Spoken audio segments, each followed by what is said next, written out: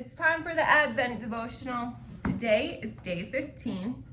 I already lit a candle, so rather than blow it out and relight it, we're just going with it. Day 15, Psalm 80, 1 through 7. Listen, shepherd of Israel, who leads Joseph like a flock, you who sit enthroned between the cherubim, shine on Ephraim, Benjamin, and Manasseh. Rally your power and come to save us. Restore us, God. Make your face shine on us so that we may be saved. Lord God of armies, how long will you be angry with your people's prayers? You fed them the bread of tears and gave them a full measure of tears to drink.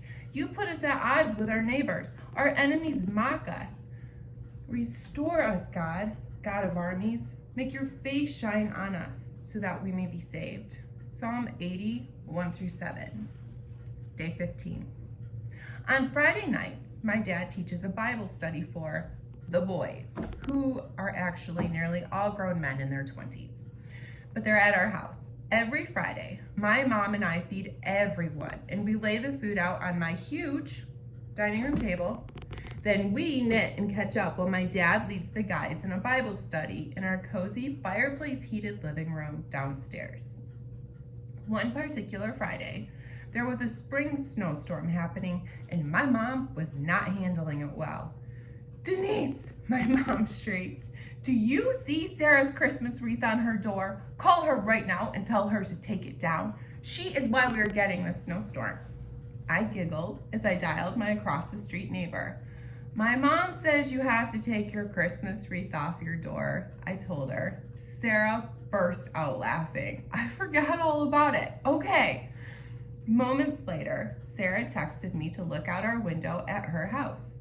The Christmas wreath was indeed gone, but her husband Ben had lit up the whole outside of their house with Christmas lights. We roared in laughter. The guys down in the living room wondered what on earth was going on, and I started yelling, "Quick, look out the window at Ben and Sarah's," and we all laughed so hard. When Ben and Sarah moved in directly across the street from us, we did not know them. I was sad to see the neighbors who did live there move away. When Ben and Sarah moved in, the world stopped for the coronavirus quarantine. Those were dark and hard days the whole world over, and I remember well praying every single afternoon at my east window for God to show up big and help us all. But also in that time, Sarah and I became the best of friends. We laughed that we were forced to become friends because we literally had no one else. We would stand in our driveways and talk for hours. We would wave from windows or flash porch lights and greetings. People remarked how lucky we were to have worked out moving across the street from our best friend, assuming we've known each other for forever. We still laugh at this. We weren't even Facebook friends when Ben and Sarah bought their house. Recently, after Sarah and I worked out a meal we both made and had our family shared together at their house, Sarah and I left our families and hung out just the two of us at a local restaurant to catch up. Hours later, I dropped her off in her driveway, and before I began the very long journey of backing right up into my own driveway, I stopped her just as she was about to shut my vehicle's door. I didn't think I needed a friend when you moved in, Sarah. I thought I had a strong enough friend group and didn't need anyone else. But I'm so glad God knew I needed you and then forced us to become friends. Same, she grinned at me. In that time of history, when we felt we were eating the bread of tears, if we could even find bread in a store, and had us at odds with our neighbors, when we felt our enemies were mocking us and we were begging God to restore us to what we knew before, in the midst of all that, I felt that God did actually turn his face upon me and saved my sanity with who was to become one of my dearest friends. Because only the dearest friends flip on Christmas lights in the middle of a spring snowstorm just for you. The world was a mess when Jesus was born. The world was a mess when the writer of this psalm was written.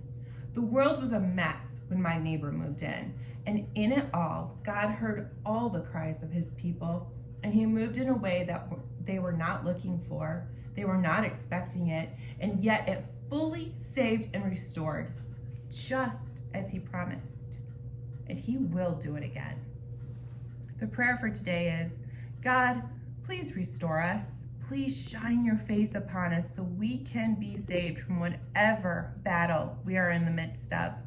Help us to look for you expectantly to show up and shine on us, even in the darkest of days. And that is day 15. To end today's video, even though it's busy this time of the day, here's Ben and Sarah's house all decorated for Christmas.